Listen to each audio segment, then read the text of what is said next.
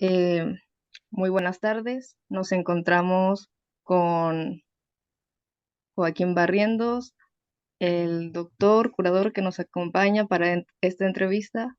Nosotros somos el equipo de Asigmetrics. Está mi compañera Andrea García, mi compañera Echan y su servidora Alejandra Guerrero. A continuación, mi compañera Andrea nos leerá una pequeña semblanza sobre el doctor.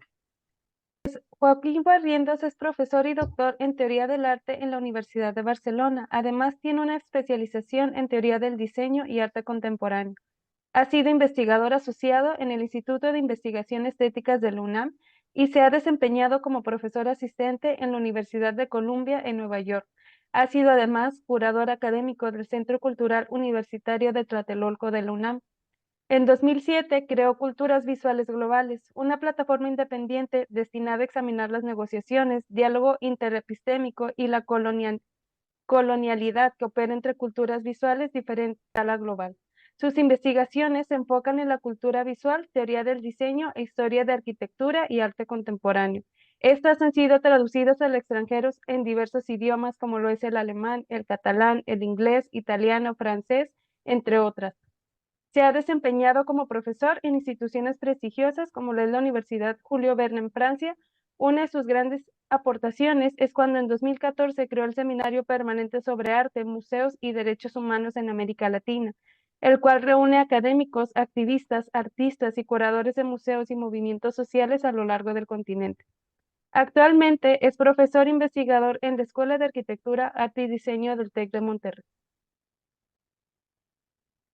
Comenzando con las preguntas, nos gustaría saber cómo es que, pues claro que mostró un interés hacia el desarrollo artístico y la teoría del arte, pero cómo es que fue el proceso o cómo es que empezó a involucrarse en estos proyectos artísticos. Pues lo que yo les diría es que la respuesta es depende de qué consideremos como proyecto artístico, ¿no? Ujú. Una cosa es trabajar como artista, otra cosa es trabajar como curador. Yo, por ejemplo, cuando estaba en la facultad en la Ciudad de México, escribía poesía y pues también o se pueden considerar como proyectos artísticos de alguna naturaleza, ¿no? Sí, Quizás el punto es cuando me involucro con la gestión de proyectos artísticos, ¿no? A nivel de sí, curaduría, a nivel de investigación artística, etcétera, ¿no? Y ahí, pues, podría yo decir que uno de los momentos más sistemáticos de trabajo en ese campo fue cuando vivía en la ciudad de Barcelona. Eso fue por el año 2002. Yo viví en esa ciudad del 2002 al 2010, más o menos, y creamos un colectivo en aquellos años que se llamaba Tristes Tópicos.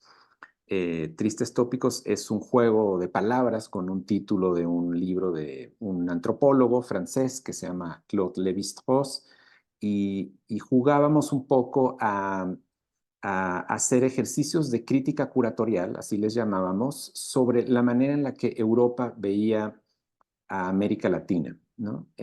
Cómo concebía el arte en América Latina, cómo concebía la educación en América Latina, la identidad en América Latina, etcétera. Y ese colectivo duró algunos años de trabajo, bastantes, y ahí de manera muy sistemática hicimos una plataforma a través de un colectivo de invitar a curadores, antropólogos, artistas, de organizar seminarios, de hacer curadurías. Y esa plataforma, Tristes Tópicos, podría yo decir que fue un momento en el que muchas de las ideas que tenía sobre gestión crítica de la cultura o investigación artística o pensamiento crítico, teoría crítica del arte, digamos, se reunieron en una plataforma de trabajo, ¿no? Ese colectivo lo mantuvimos durante algunos años, hasta lo hacíamos pues inmigrantes que vivíamos en Barcelona, hasta que pues los propios procesos migratorios nos hicieron dejar la ciudad de Barcelona y terminar en otros países, o algunos regresando a América Latina. Era un colectivo hecho por investigadores y curadores de América Latina, sobre todo chilenos, y se deshizo, digamos, como parte del propio proceso en el que se había creado, que era un proceso migratorio. Nos interesaba mucho la migración de las ideas, la migración del arte y la migración de las personas.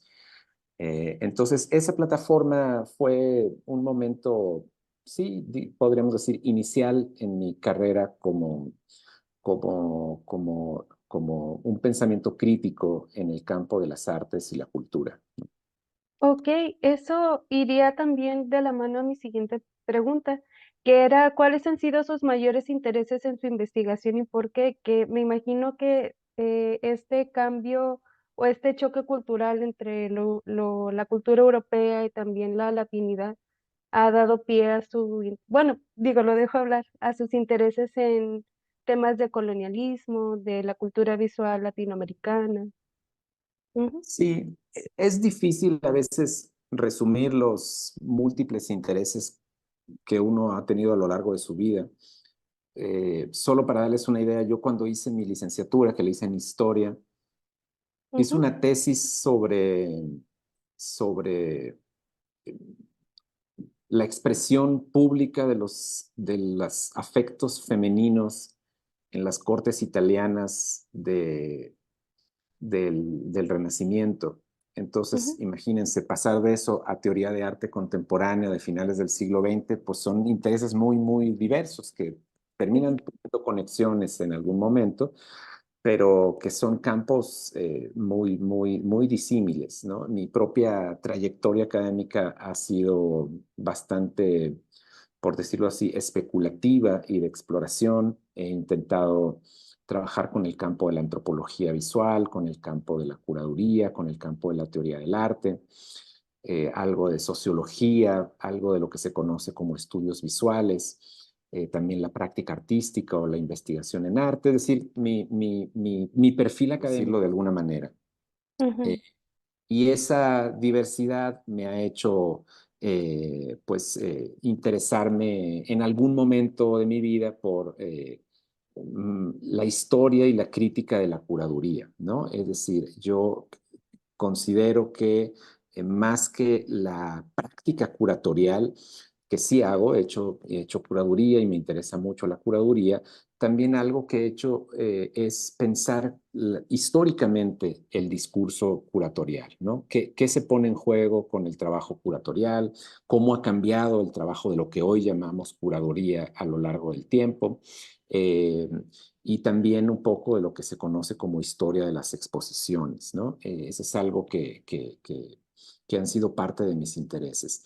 También algo que he hecho mucho es investigar la historia de los críticos de arte, ¿no? Que es algo quizás también característico de mi trabajo. Me ha interesado mucho pensar el papel que han tenido los críticos y su relación con las instituciones y con los artistas. Es decir, es un campo experimental de la gestión cultural, ¿no? O de lo que hoy llamamos gestión cultural, que en la década de los 60 tuvo un momento muy interesante, 60 y 70, porque los artistas y los curadores tenían como una especie de batalla, una especie como de diálogo muy crítico y los curadores querían parecer artistas y los artistas empezaron a hacer curaduría. Y entonces yo he investigado mucho ese momento en el cual lo que hoy llamamos gestión cultural adquirió un tono crítico, creativo, político, estético muy, muy particular. Entonces me he dedicado un poco a investigar la historia de ese pensamiento curatorial desde una perspectiva histórica. También me ha interesado mucho el arte latinoamericano propiamente, o más en concreto, si les cuento un poco de mi tesis de doctorado, fue una investigación sobre cómo se produjo la idea de que el arte latinoamericano existía, ¿no? Es decir, cómo apareció la idea de que el arte latinoamericano es distinto al arte europeo o al arte africano, etcétera. Entonces, mi investigación un poco pensó las prácticas discursivas y la performatividad de las instituciones que han hecho a lo largo de la historia posible que hoy hablemos o que se hable en una medida u en otra de la existencia del arte latinoamericano. Y algo que puede parecer tan obvio como que el arte latinoamericano existe, cuando uno lo analiza se da cuenta que no, que en realidad llevamos más de 100 años diciendo que no existe, que el arte latinoamericano no existe, que no debería de llamársele así, etcétera. Entonces, una historia muy, muy interesante, cómo aparece en el discurso una idea del arte latinoamericano y qué implicaciones tiene eso, pues, para los artistas que exponen internacionalmente, los artistas que representan a un país en una bienal, etcétera, ¿no? Ese ha sido también parte de mis intereses. En algún momento me invitaron a hacer un proyecto de curaduría para el Pabellón de México en la Bienal de Venecia y justamente trabajamos con ese tema de qué significa representar a México a través de una curaduría de arte contemporáneo. Y entonces invité a un artista que es mexicano, pero que en realidad está nacionalizado, o bueno, vive en Estados Unidos y su práctica docente y artística se desenvuelve en Estados Unidos.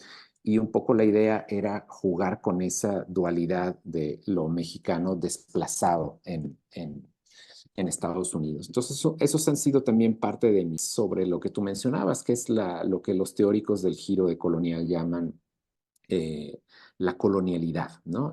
Que es Sí, algo distinto al colonialismo y su diferencia estriba fundamentalmente en que mientras que se puede aceptar que el colonialismo como una institución administrativa del poder sobre los territorios ocupados de las colonias ha terminado en una medida, la colonialidad es una forma o una matriz de poder que sigue estando presente hoy en nuestros días, a pesar de que consideremos que América Latina o los países de América Latina tienen independencia, soberanía, identidad, todo lo que uno les quiera adscribir, la colonialidad sigue siendo una matriz de poder que opera a nivel global, ¿no? Entonces, me he interesado por la historia del grupo que se llama así, modernidad, colonialidad, y sobre todo lo que he hecho es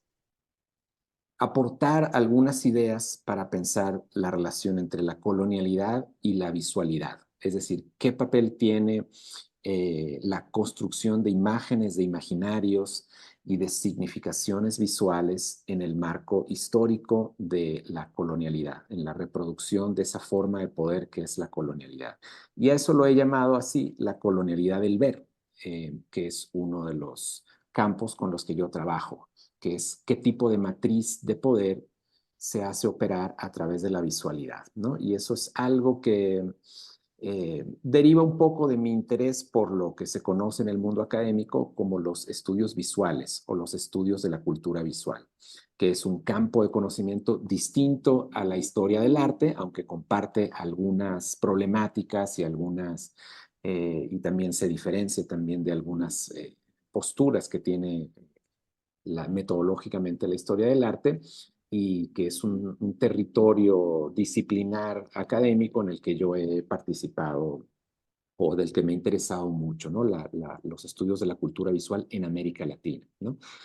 Con esa idea de la visualidad hemos creado algunos programas de formación académica a nivel de maestría y de especialización en algunos países como Brasil o como Ecuador.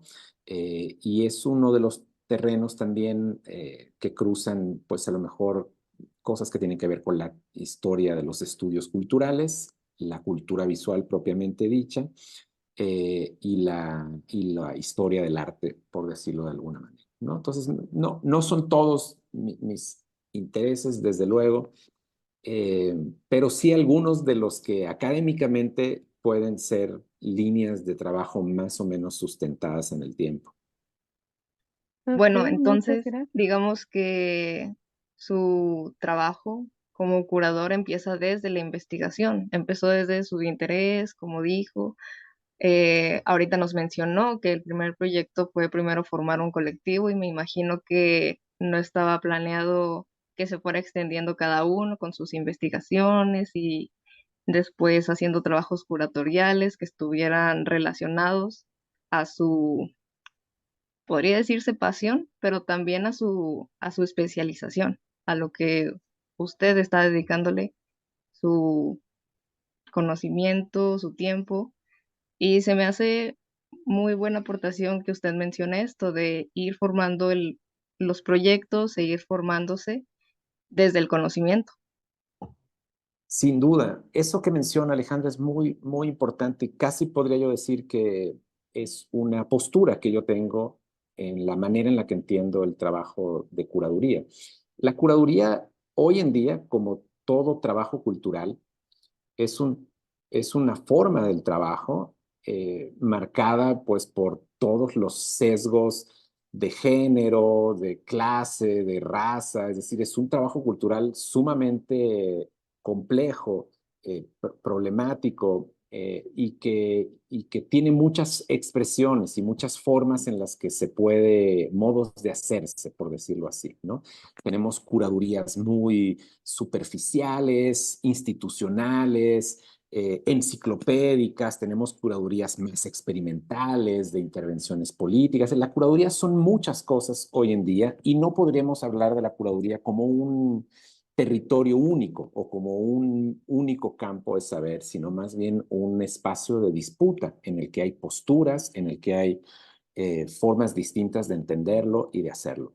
Y la mía, efectivamente, parte de la curaduría como un tipo de producción discursiva, material, espacial, colectiva, afectiva, en la que la investigación es absolutamente fundamental. Yo sostengo que sin investigación no hay curaduría o que la curaduría debe ser una forma de investigar, que es una forma de entender los procesos sociales, de entender las formas y el espacio, los afectos y las comunidades.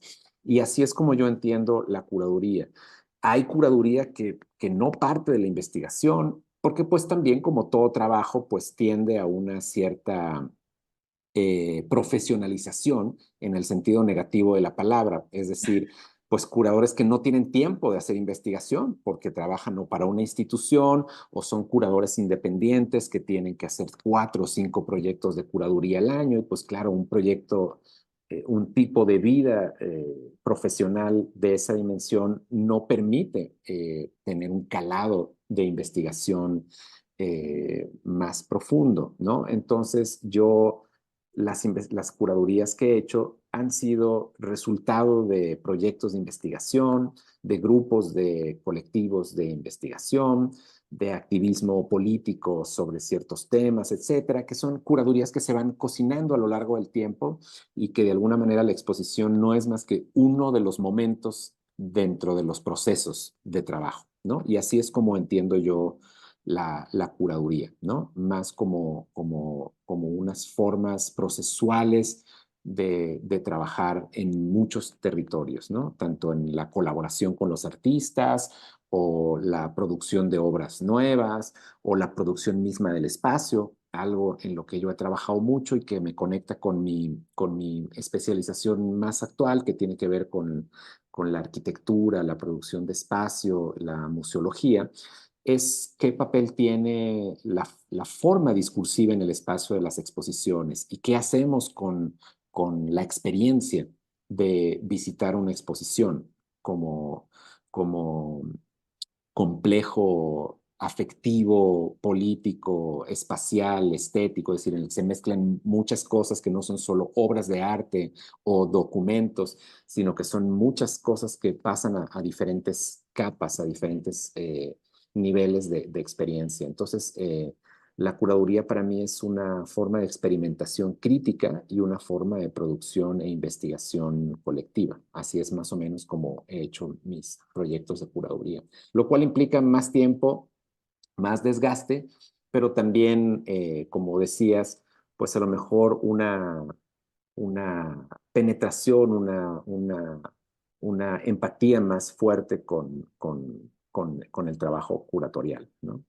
No, Muy no sé bien. si diría yo pasión, Sí, si es una palabra que no uso, pero porque pasión en el sentido de patos, ¿no? sí. De los afectos. Ahí en ese sentido sí, como sea, hay un compromiso del patos en el trabajo de investigación curatorial, eso sí. De hecho, precisamente la siguiente pregunta es sobre la exposición, porque claro, el curador siempre trabaja de forma colectiva con los artistas o como mencionó usted, alguna experiencia que se quiera llegar para el público dirigido y también depende de museógrafos, de la institución, ya sea en un museo, en otro espacio. Así que la pregunta es, desde su experiencia, ¿cómo ha sido acercarse a artistas o si lo han buscado a usted incluso, que sean como coherentes o que coincidan en esta línea de investigación, en estos trabajos? En mi caso, la forma de trabajar y la forma de colaborar con los artistas siempre es parte de una muy larga conversación. Es decir, las exposiciones que he hecho de artistas individuales o que los he incluido dentro de una exposición colectiva han sido resultado de intereses comunes. Es decir, yo no considero la curaduría como un trabajo al que invita el curador a los artistas para exhibirlos.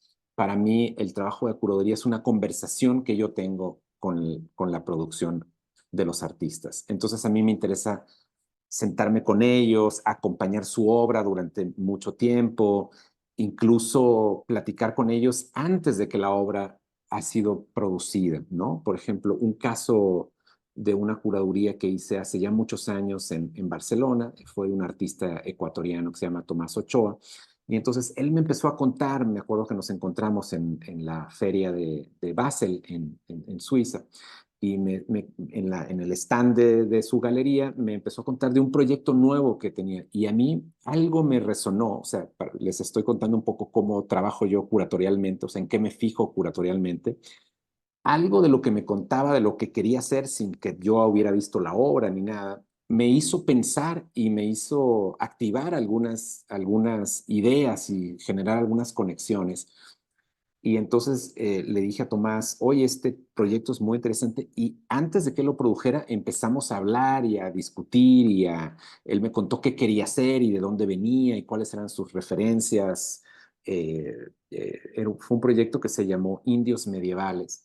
Y entonces terminamos haciendo pues una exposición que en realidad es un diálogo entre el artista y el curador, porque la obra fue, en el proceso de irse produciendo, también se fue confeccionando un discurso curatorial sobre cómo exhibirlo y qué estaba en juego. Después yo escribí un texto muy largo y he dado muchos seminarios con él y mantenemos al día de hoy, eso pasó hace más de 10 años, una conversación sobre temas que efectivamente tenían que ver con la colonialidad del ver, efectivamente. Entonces, para mí, los artistas no son productores de obras, sino productores de formas de saber, ¿no? Con las que la curaduría de alguna manera dialoga, ¿no? Entonces, ese es un poco el trabajo curatorial. También, desde luego, todo depende de la escala, como tú decías, una curaduría puede ser de muy pequeña escala, de un autor, de un único artista, o puede ser una bienal con 150 artistas. La curaduría pueden ser muchísimas cosas. La institución puede ser una institución más conservadora o puede ser una institución mucho más dinámica, etcétera. Entonces, todo eso cuenta. A veces hay equipos de diseño y de comunicación y de museografía. A veces no, a veces el curador lo hace prácticamente todo. Y cada uno de esos formatos tiene sus retos, tiene sus características y hay que aprender a saber en dónde y por qué es importante una curaduría para cada uno de los casos, ¿no?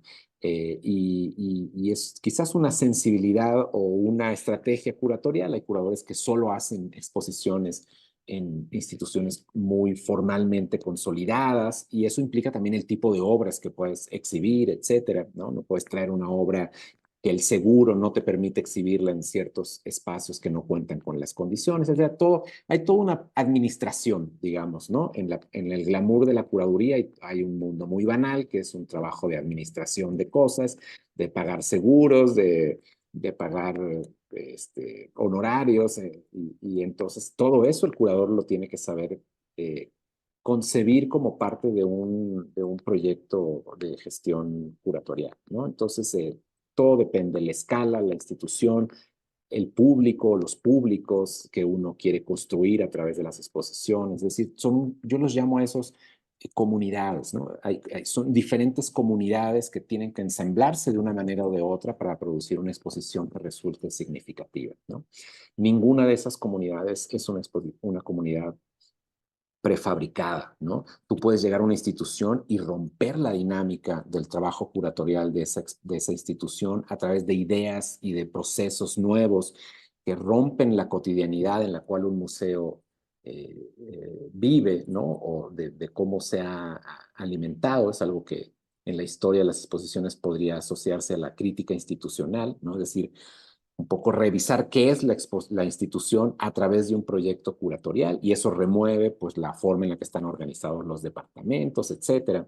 Entonces hay muchas maneras de trabajar. Lo que siempre hay que mantener es pues un pensamiento y una actitud crítica respecto a todos los procesos, entender qué tipo de agentes participan, intentar no precarizar el trabajo, intentar generar también exposiciones sostenibles, ¿no? Una cosa que nunca hemos hecho es pensar en qué tipo de polución generamos en el trabajo curatorial, y como todo trabajo, como toda obra, como toda producción, contamina, desgasta, explota, ¿no? Y todo eso tiene que ser también hoy parte de los criterios del pensamiento curatorial, ¿no? ¿Para quién, cómo, cuánto, en dónde, ¿no? Y todo eso forma parte de un nuevo criterio de gestión curatorial que debe ser hoy algo que se debería estar enseñando en las escuelas de gestión o de curaduría. Ah, disculpe que como que lo apresuro un poco, pero ya nada más nos queda tiempo para la última pregunta. Pues igual está un poco relacionada a lo que nos estaba contando ahorita acerca de las instituciones. Si nos pudiera brevemente mencionar algunos recursos o instituciones que en su opinión, ya como profesional, podrían apoyar a estudiantes en la realización de un trabajo de investigación.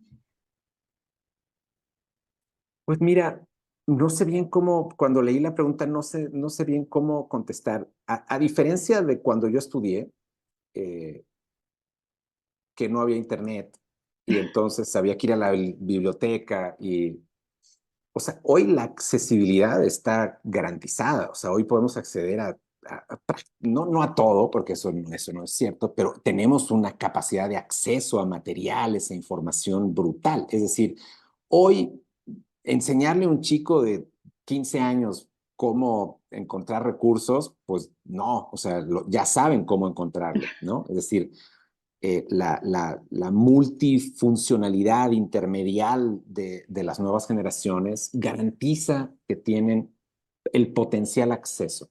Ahora, lo que no existe es la capacidad y la administración creativa para hacer de esa información algo útil y políticamente implicado en una forma de pensar y de activar el conocimiento, las obras. Es decir, los materiales están ahí. Ahora lo que falta es formas inteligentes de hacer con esos materiales cosas. Eso es lo que sí las nuevas generaciones no tienen. O sea, tienen un acceso brutal a cosas, pero lo que no hay es tiempo y organización conceptual para hacer de esa información proyectos curatoriales. No digo, hablo una generalidad. Obviamente, claro que hay un trabajo curatorial, por ejemplo, en los medios digitales o en los no fungibles actualmente súper interesante, pero quiero decir que el problema hoy no es de accesibilidad, sino qué hacer, convertir esa información en recursos implicados políticamente,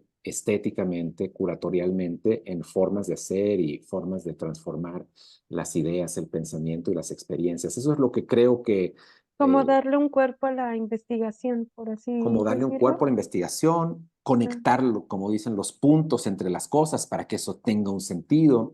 Eh, es decir, creo que la información está ahí, y lo que yo veo es que esa información más bien se repite de manera casi casi similar en muchas plataformas, ¿no? Es decir, pasa por muchas medializaciones de manera casi similar, y lo que no hay es un trabajo de recombinación, de recomposición, de redirección, que haga que esa información adquiera una dinámica distinta, ¿no? Entonces creo que el trabajo curatorial hoy no es de acceso, sino de recombinación de los materiales, ¿no? Es casi como una especie de reensamblaje, ¿no? O sea, hoy hay algunos teóricos que hablan de esto como una sociedad de la postproducción. O sea, hoy lo que hacemos en la curaduría no es producir, sino postproducir, porque está todo ahí. La curaduría es una forma de postproducción en un cierto sentido, ¿no? Las imágenes ya vienen producidas y reproducidas. Podemos hacer curaduría en edición desde nuestros teléfonos. Es decir, la capacidad de gestión de la información que tenemos es brutal, y creo que en eso se centra buena parte del trabajo curatorial, ¿no? En quizás detener, hacer un, un, un parón en ese circuito de la información para redirigirla hacia otros lugares, ¿no? Para hacer que esa misma información haga otras cosas diferentes, ¿no? A que genere formas de ver distintas o imagine mundos diferentes, ¿no? Ese creo que es el trabajo hoy más que el del acceso, el de la reconducción, en la de suspender el sistema a través del cual circula la información, ¿no? Así se podría entender una práctica curatorial hoy intermedial, por ejemplo, ¿no? Sí. Muchas gracias, doctor. Gracias. Bueno, ya nada más nos queda una última pregunta, ya como para finalizar la sección de entrevista, que sería, ¿cuáles fueron las inquietudes o motivaciones que lo llevaron a crear el Seminario Permanente sobre Arte, Museos y Derechos Humanos en América Latina? Sí, ese proyecto lo inicié, la verdad es que no me acuerdo el año, pero era cuando yo vivía en la ciudad de Nueva York y estaba afiliado como profesor investigador en la Universidad de Columbia. Y yo formaba parte del Departamento de Estudios Latinoamericanos. Entonces, era profesor asociado ahí, y entonces tenía un vínculo muy ágil, muy dinámico con la producción intelectual de América Latina, con las formas de trabajo y producción académica que se producían en América Latina y sobre América Latina en Estados Unidos. Y parte de los seminarios que yo daba eran seminarios que trabajaban la relación entre el arte y los derechos humanos. Más en concreto, arte, la sensibilidad o la sensorialidad y los derechos humanos. Y a partir de ese seminario que yo impartía en la universidad, empecé a tener unos vínculos de trabajo y unos seminarios de investigación con directores de museos que son museos especializados en la promoción de los derechos humanos, o lo que se conoce como justicia transicional, o los memoriales, o los contramemoriales, o los parques de memoria, ¿no? En México tenemos algunos. No sé si ustedes conozcan, en la Ciudad de México está el Museo de la Memoria y la Tolerancia, y en realidad hay muchos más, han crecido muchísimo.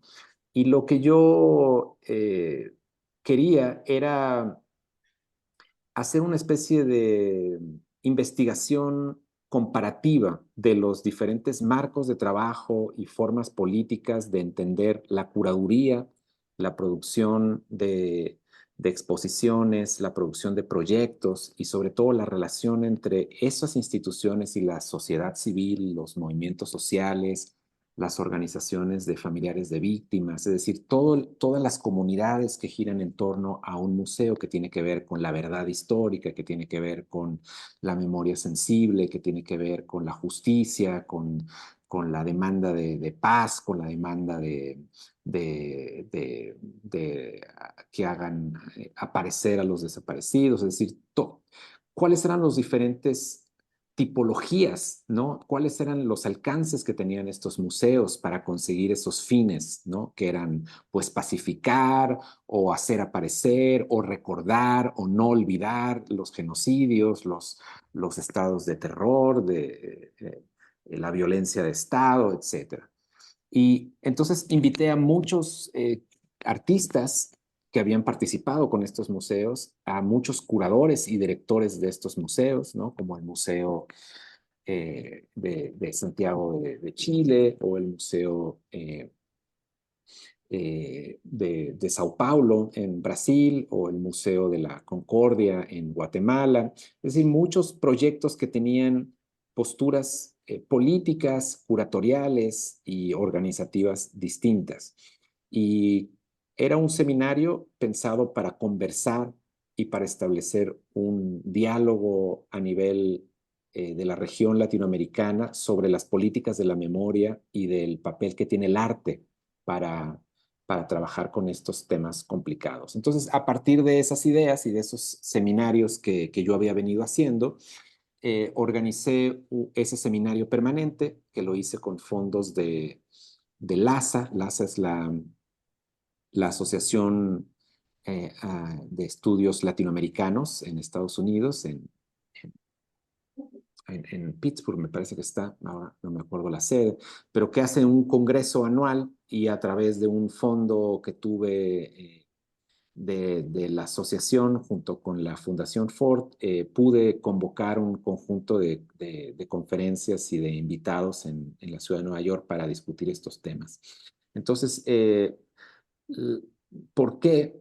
Pues porque en América Latina tenemos una historia horrorosa de formas de violencia de Estado que no solo no han acabado desde las dictaduras históricas de los años 60 y 70 o anteriores de los 50 como en Colombia o etcétera, o formas diversas de estados de terror como la de México, que es una forma más bien permanente, ¿no? Que no ha tenido momentos, sino que ha sido más bien permanente.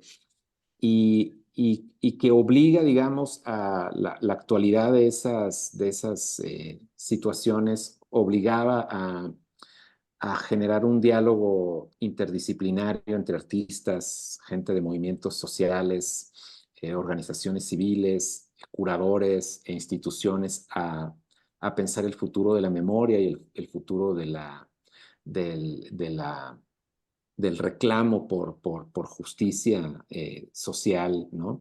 Y entonces fue eso lo que me llevó a generar esta plataforma, ¿no? Para pensar qué hace el arte, qué puede hacer el arte y cómo se ha involucrado el arte históricamente con la producción de derechos humanos, ¿no? En concreto en los contextos específicos de América Latina, ¿no? En donde eh, otro de los temas, digamos, para ser un poco más puntual, otro de los temas de trabajo de ese seminario es que en muchos países se hablaba de la condición post-dictatorial, es decir, de que vivíamos después de la dictadura, es decir, que la dictadura se había terminado. Y entonces yo me daba cuenta que pasaba algo similar a lo que les mencionaba antes con la colonialidad. Sí, puede ser que la dictadura formal de ciertas maneras de entender lo que es una dictadura haya terminado, pero las formas de violencia y las formas de poder del Estado a través de las instituciones Permanecido. sigue estando presente. Por lo tanto, no podemos hablar de una postdictadura.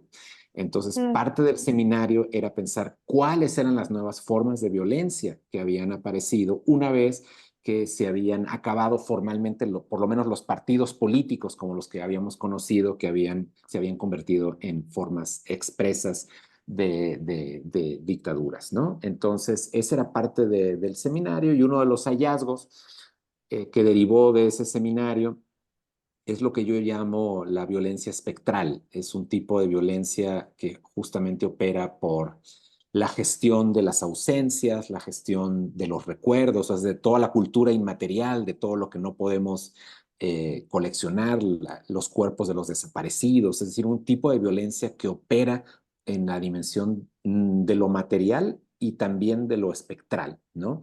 Haciendo, por ejemplo, confundir a la sociedad sobre el número de desaparecidos que hay, ¿no? No sé si ustedes han seguido un poco la historia de los desaparecidos en México, pero cuando estaba antes de Calderón, pues el número de desaparecidos era uno y después llegaba otro presidente y había cambiado radicalmente y eran muchos menos, luego venía otro presidente y aparecían muchos más. Es decir, la política de los números respecto a las desapariciones, qué se considera como desaparición forzada, etcétera. Todos esos debates que son a veces jurídicos en términos de los derechos humanos formaron parte de ese seminario, ¿no? Entonces, ese fue el interés de ese seminario permanente.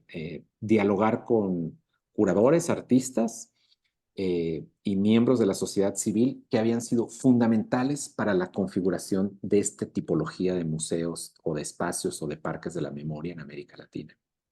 Yo creo que también viene mucho de, como usted menciona, la memoria colectiva. Yo creo que algo que es inevitable hablar o que es inevitable que no se refleje en el arte contemporáneo, en el arte latinoamericano, es que pues esas memorias de violencia pues siguen permaneciendo hasta el día de hoy y es un común denominador, así como usted mencionó, el trauma de la conquista, que es un trauma que ha sufrido toda Latinoamérica, y el trauma dictatorial, el trauma de la violencia de crimen organizado es algo que sigue como eh, permaneciendo no solamente en una, pues sí, memoria colectiva, sino también en una cultura visual, que también se Correcto. refleja en pues en los trabajos, en las investigaciones, eh, que al momento de hablar de arte contemporáneo mexicano, latino en general, pues siempre está esa cuestión que permanece hasta el día de hoy.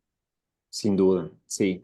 Y de hecho, en el seminario tuvimos la suerte de trabajar con muchos artistas que fueron parte, digamos, de las dictaduras del Cono Sur, como Cecilia Vicuña, ¿no? Que se tuvo que exiliar en Londres por la dictadura chilena. Al seminario vino también Luis Kapnitzer, ¿no? El crítico y curador uruguayo. Es decir, vino mucha gente que sufrió en carne propia, que su exilio y su condición actual como productor, artista, etcétera, fue derivado de los procesos dictatoriales formales de las décadas de los 60 y 70. Entonces fue un seminario muy, muy enriquecedor. Estuvo Carla Stelbeck, por ejemplo, ¿no? Que ahora vive en México y que también hizo unas revistas muy importantes como la Revista de Artes Visuales en el Museo de Arte Moderno en la década de los 70 en México, es decir, gente que estuvo muy vinculada a esos procesos en América Latina, ¿no? Y efectivamente la idea era invitar a los artistas a dialogar activamente con pensar qué puede hacer el arte frente a este tipo de formas de violencia, ¿no? O no solo en la promoción de los derechos humanos, sino en algo que yo llamo los derechos humanos creativos, es decir, que la creatividad que asociamos a la producción artística es necesaria también para la construcción, difusión y asimilación de los derechos humanos como un discurso público, ¿no? En la vida pública de las sociedades. Muchas gracias, Muchas Joaquín. gracias. Sobre todo nos quedamos con que el trabajo de curador y sobre todo cuando se es investigador tiene una responsabilidad social, tiene la responsabilidad de hacer Sí. conciencia, sobre todo uno mismo estar consciente de en qué trabajos me voy a involucrar, qué discursos se tienen que fomentar, de qué manera se hacen llegar a más personas, a distintos públicos. Entonces, creo que su trabajo lo ha enfocado mucho por ese lado. Sí, es una buena, un buen resumen. Sí, De tomar postura, ¿no? De que la curaduría es tomar postura. Yo distingo entre la curaduría y lo curatorial, ¿no? La muy bien. curaduría puede ser la práctica y eso pues puede ser casi cualquier cosa. De hecho, es un anglicismo, ¿no? En buena medida Sí, en el campo del arte, el curatorship, ¿no? Pero en Estados Unidos, por ejemplo, pues curaduría, si alguien hace un ciclo de video, pues es una curaduría. O sea, la curaduría puede ser muchas cosas, pero la curaduría y lo curatorial lo son dos curatorio. cosas Ujú. distintas. Lo curatorial es el problema que implica el ejercicio del discurso de la curaduría, ¿no? Es como la distinción entre la política, la que hacen los políticos, y lo político, ¿no? Como las feministas nos Sí, han enseñado, lo político no es solo la política, no solo son los partidos políticos y las elecciones, no, lo político es todos los órdenes de la vida, ¿no? Nuestra vida Pues, colectiva, nuestra vida institucional, académica, sexual, afectiva, todo tiene una dimensión de lo político. Bueno, pues la curaduría y lo curatorial también tienen esa diferencia. Lo curatorial serán todas las implicaciones afectivas, epistemológicas, sensibles, estéticas que hay en la práctica de la curaduría. ujú, y así como en la política, ese es el punto en donde converge, como mencionábamos anteriormente, convergen muchas otras, ¿cómo decirlo?